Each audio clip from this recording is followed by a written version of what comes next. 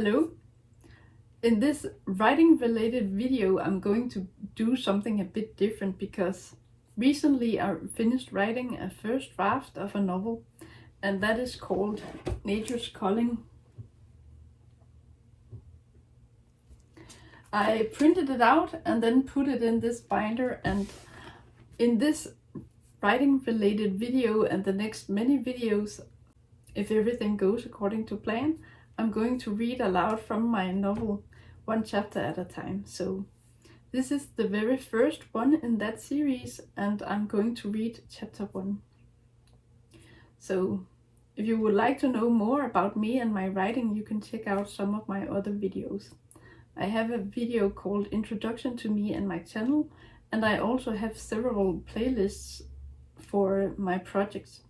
So the videos of me reading my novel will go into two different playlists, one for the project in general and one for this reading of my novel. So I just want to say that you're welcome to treat this video as an audiobook and then put your phone, if you're watching or listening on a phone, then you can put your phone in your pocket or just put it on the table or something, and then you can do the dishes or do laundry or do other stuff and then just listen to me reading the novel. But here goes with chapter 1. Nature's Culling.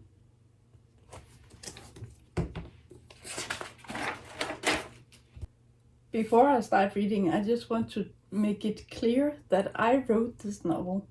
So all words in this story are written by me. Act 1, Chapter 1. Intro. She wipes off the last dish and puts it away, all the while keeping an eye on the gate. He hasn't come home yet. She pulls out the plug in the sink, and as the water runs down the drain, she puts her wedding band back on. She smiles and rubs the surface. The ring is still as golden as when Kenny put it on her hand, but it is not as flawless anymore. The day before yesterday, a pig decided to pin her up against the wall, and in the process of her getting loose, she must have scraped the ring against the wall. She hasn't told Kenny, but if she did, he would just shrug. He might not even notice it on his own, so she could just pretend like nothing happened. She hasn't even had the ring for 2 weeks, and she has already scuffed it pretty good. Melody could have done the dishes for her, easily. It was only a question of asking, but it's fall, and there isn't much to do in the garden or the fields. The animals need the care they need all year round, so that's no different. But she gets a bit restless in the fall, as the change from summer to winter is dull. The colors get dull, and a mix of feelings rush over her. I found the first mistake. The colors get dull, and a mix of feelings rushes over her. Restlessness intertwined with calm acceptance of the winter that's to come. Melody has done enough around the house and outside, so she didn't need to do the dishes too. There has to be something for Penelope to do, otherwise she goes stir crazy. As she wipes the kitchen counter, she can't stop looking out the window, expecting to see Kenny any minute. She perks up when a figure comes strolling into the courtyard. Her heart skips a beat, but when she sees the balding head as the figure removes his hat, her shoulders slump. It's just a Walt, not Kenny. She saw both of them ride past the gate a few minutes earlier, so it won't be long until Kenny comes inside. A knock on the door. She wipes her hand on her apron and heads to the hallway. She sees Walt's figure outside the door, through the matted glass. His posture, his shape, and the balding head all underline the fact that it's not her husband. If it was Kenny, he would just enter. When she opens the door, a smile widens on her face. Good evening, Walt. Good evening, Penny. Walt nods. After the greeting is done, he puts his hat back on. It suits him better with a hat than without one, especially now that he's balding, but Penelope would never tell him that. What's the knock for? Oh, you know, Penny, I'm not gonna just barge in. It's no problem at all. I've just finished with the dishes. You wouldn't have interrupted me in something important. Good to know, Walt says. He nods again, looking serious. What's up? Walt looks away but then clears his throat. When he looks back at her, there's a strange look on his face. I'm just here to warn you. Warn me? Yeah, Walt grins. One of the young bulls, Ernie we call him, decided to test Kenny's patience today. Yeah? Yeah, Walt grins. Needless to say, it didn't go well. For who? Ernie or Kenny? Kenny. Oh, Penelope grimaces. Yeah, Walt says. It got him pretty good. He's limping now. You should be glad you weren't there to hear him cussing like a sailor.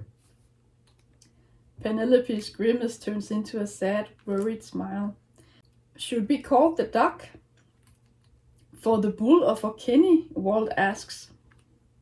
I was mostly concerned about Kenny, but should I be worried about the bull too? Walt once again takes off his hat. He lowers his gaze. Nah, Ernie'll be all right. I'm more worried about Kenny. As am I, Penelope says. He's limping, and he'll probably cuss around you too. He's hurting. Poor man. He's tough, Penelope says, so he'll get over it. Walt nods. Agreed. But Penelope adds, he's not as tough as you, though. Me? Yeah, you just down a beer and all would be breezy. Walt grimaces. Oh, I'm not sure about that, though. Oof, Penelope winces. Was it that bad? You be the judge of that. He'll probably bruise, but it doesn't seem like something's broken. Good, Penelope smiles at him. Thanks for letting me know. I'll pay attention to him, and if he groans and curses too much, I'll insist we call the duck. Good. Walt nods and sends her a small smile. One of us has to look out for him. He's always aware of the rest of us and how we're doing, but he forgets to take care of himself. I know, Penelope says. He won't even bother shaving in the morning. No, Walt agrees. Not to mention combing his hair. Yeah, don't tell me about it. He really needs a haircut. Tell me about it. A smirk creeps onto Penelope's face. Hey, maybe I'll even get the chance to cut his hair myself if it hurts too much for him to walk around. Don't count on it, Penny. You'd need to tie him down or beat him worse than Ernie did. Penelope grimaces again. Both of them look in the same direction when they hear someone grunting and moaning. Kenny. Penelope's face brightens in a smile. She runs outside to meet him. He's limping badly. Walt told me about it. How bad is it? Do you need help?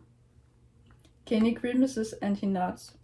Yeah, you're actually welcome to support me a bit. Penelope doesn't hesitate to grab his arm in the limping side to help him walk into the house. Walt helps them inside and he doesn't leave until Kenny has been safely placed in an armchair. When Walt has left, Penelope bends down to kiss Kenny on the cheek. Do you call that a kiss? Kenny asks. He pulls her down into his lap and he kisses her on the mouth, warm and deep. For a brief moment, she forgets all about his bruise. When she remembers, she gets up. You're hurt. Kenny grimaces. Yeah, it's my shin, not my thigh. Oh, Penelope smiles at him. I'll take a look. Please don't. I have to see how bad it is, Kenny.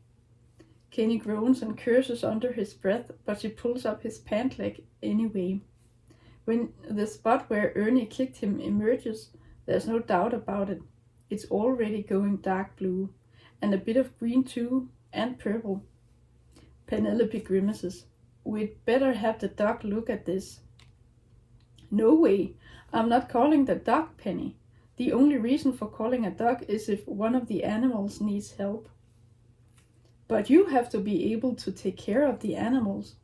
If Ernie had been hurt this bad, you wouldn't hesitate to call the vet. Kenny grimaces, but his shoulders slump. I know. You're right. He sighs. But can it wait till morning? I'm beat. Indeed you are. I mean, I'm tired. I know what you meant, Penelope says, but I can tease you anyway. Tease me? Kenny raises an eyebrow. You're usually not this relaxed. I'm plenty relaxed. I often make jokes. No, you don't. Penelope shrugs. Well, one of us has to be the funny one. Kenny laughs. The funny one? No. We all know that the funny one is me. Not in this date, you're not. Touché. Penelope sends him a sad smile. Under other circumstances, he'd be laughing this away and joking, but it must really hurt since he's not making jokes. He hates his kind of humor and she can't stand it when he tries to prank her. Though, the last time he tried to prank her, she got really upset and he hasn't done it since then. Maybe he doesn't dare prank her anymore. But based on what Walt and Melody say, he's definitely still making pranks. Just not on her. Is Melody here? No, Penelope shakes her head. I gave her the rest of the day off. That's not surprising, Kenny says. It's quite late and you want there to be something left for you to do.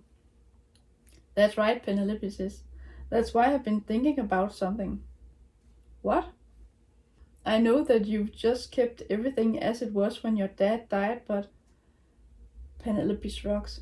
Maybe we should keep Walt and Melody on, but only have them working for us in the spring and summer. Kenny is silent for a moment, but then shakes his head. No, I can't do that. What would they do? Where would they live? They live here as we do. They're not just my employees, but my friends. Penelope nods. She smiles a small, sad smile. I know that Walt's been here since you were a child, but don't you think he'd like to retire? Retire? No. Kenny shakes his head. It's too early for that. He's told me that he intends to stay here 10 more years. If we want him to, that is, and I do, we make plenty of money from the sales we do to keep both of them year round. Penelope shrugs. I don't know. I like that we have them close if we need their help, but it never really feels like it's just us. Totally alone, you know. Kenny clenches his jaw. I know what you mean, but I don't see it that way. We live in isolation because it's a choice, but also because I don't know or want it any other way. And we need them. We can't just fire them every fall when there's not that much to do around here. Penelope swallows. She rubs her wedding ring.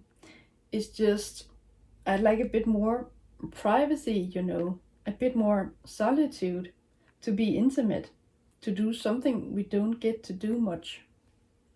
Oh? Yeah, Penelope blushes. If it was just you and me and maybe a baby or two, it would be perfect. I mean, it's great as it is now, but if we could just be a family instead of employer, colleague and friend to Melody and Walt, it would be better. Better? Kenny looks at her skeptically. It would at least be different. You know how much I'd like to have a baby with you, Penny, but if we start a family, we'll definitely need help. Who do you think is going to take care of the animals, the garden and the crops if we have a baby? Penelope smirks. Me? You? Kenny laughs. Excuse me, babe, but we both know it would be me. There might not be much to do in the fall, but if we don't have hired help and you're busy with the baby, all work would fall on me. Penelope grimaces. But you could take care of the baby, and I tend to the crops, garden and animals. I love being around the animals. I want to have a family, but only if it's with you. and you want to have children more than I do. Kenny frowns and he looks down at the hands in his lap. Groaning, he gets to his feet. Seemingly ignoring the pain, he steps closer to her. He hugs her close and kisses her neck. I love you, and I would love to have a baby with you, but if we do get one, or maybe two, you'd have to be the one to take care of the baby, not me. I can't nurse them. Penelope laughs and ruffles up his hair. No, but you can feed it with a bottle. It wouldn't be much different than that time when you fed a calf after its mother died. Kenny steps a bit away from her. You might be right. I could give the baby a bottle. Let me tell you what. If we have a child, we'll take turns. Turns? Yeah. With? With everything. Kenny's eyes widen. Oh. Yep, Penelope says, grinning. So you mean take turns with changing the diaper too? Things like that? Exactly. Kenny grins. Then I'm not that sure that having a baby is such a good idea after all. Penelope laughs. You chicken, it's not that bad. Yeah, it is. It's worse than a pigsty. Penelope kisses his cheek. You only say that because our pigsty is unusually neat and clean. And that's the way I want it to stay. Exactly, Penelope says. And who's in charge of that? Kenny grimaces. You? Exactly. So, you see, I'd need to still do my chores. Not all of them, though, right? Kenny grins at her, a mischievous look in his green eyes. You have to make sure to teach either Melody or Walt how to muck out the pigsty your way. Preferably both of them. Then they can do it when you don't have the time. Penelope rolls her eyes. Don't have the time? I feel like all I've got is time. He winks at her. Are you sure about that? You don't have that much time. If we didn't have Walt and Melody, you'd be too busy to even think about getting intimate. Talking about getting intimate, Penelope says with a smirk. If we're gonna do anything in that regard, I'd appreciate it if you take a shower first. Do I really smell that bad? Yeah, Penelope shrugs. And it's also a good excuse to get you out of those dirty clothes. Yes, ma'am, Kenny says as he starts taking off his shirt. And, Penelope adds, it also gives you the opportunity to get a look at the bruise yourself. Kenny's face darkens. Oh. Yeah, Penelope says. The bathroom lighting is good for that. Nice and sharp. Kenny rolls his eyes at her. He groans as he bends to pick up the shirt from the floor, but she's quick to snatch it for him. As she hands the shirt to him, she asks, Do you need help getting undressed? Kenny sends her a sexy smile. Well, maybe I do. Oh, Penelope winks at him. And then maybe you also need help taking a shower? Kenny coos. I like that. Then you can rub my back. Penelope laughs. All right, that's a deal. I'll finish up a few things and then I'll be right there. Kenny laughs. Right there, he shrugs. That'll be the first. I'll hurry. You probably won't even be naked by the time I'm ready. Wanna bet? Penelope nods and flashes him a smile. Well, that can get you to speed up, huh? Sure it can. He grins back at her and limps off to go to the bathroom. Penelope checks the front door and makes sure it's locked. Before she joins Kenny in the bathroom, she finishes up a few things and she remembers to jot down a few things on the shopping list. I wrote 2 times things in the same sentence. Maybe that's not good. She finishes up a few things and she remembers to jot down a few items on the shopping list. They don't need much for themselves, but they shop for Walt and Melody as well. They need toilet paper, soap, shampoo, and sanitary towels. Hopefully it won't be that long till she doesn't need the ladder herself anymore, at least not for 9 months. But Melody needs some, and they also need other toiletries. It's usually just one of them who takes the 30-minute drive into town to shop, and it's also usually Walt. He's old enough to not care what people think when he buys lots of toilet paper and sanitary towels at once. That's the way it's been since Penelope has known Kenny. He and his family always preferred doing it this way, that they only shop once in a while so they don't have to leave the ranch, but that means that they shop a lot at once. She leaves the shopping list right there on the kitchen counter so it's hard to miss. Hopefully Melody will see it and give it to Walt and tell him to do the usual shopping trip to town. So that was chapter 1. I hope you like this story so far. So in this chapter I do some showing and some telling. I mainly do showing, but because I believe that that is the way you're supposed to write a novel. That is the right way, but in some cases it's natural to tell certain things. So I did a bit of telling in this chapter as well, but that is okay. This chapter is 8 pages long, so it's not that long. I don't remember how many words it is, but it's the intro chapter, so I just needed to establish the status quo, and then from the next chapter and onward we hopefully know these characters better. This day has been a bit busy because I also recorded 2 gaming videos today. But it's fun doing YouTube. It takes some time, but at least with this project where I just have to read aloud from something that I wrote, it will be easier and quicker for me to just sit down and read and then record that. And then hopefully it won't take that long to edit either. And that is going to be helpful for me because I'm going to have a summer break. So by the time this video goes up, it's in the middle of my holiday, in my summer holiday, and so I need a bit of a breather to do other things. But yes, that was it.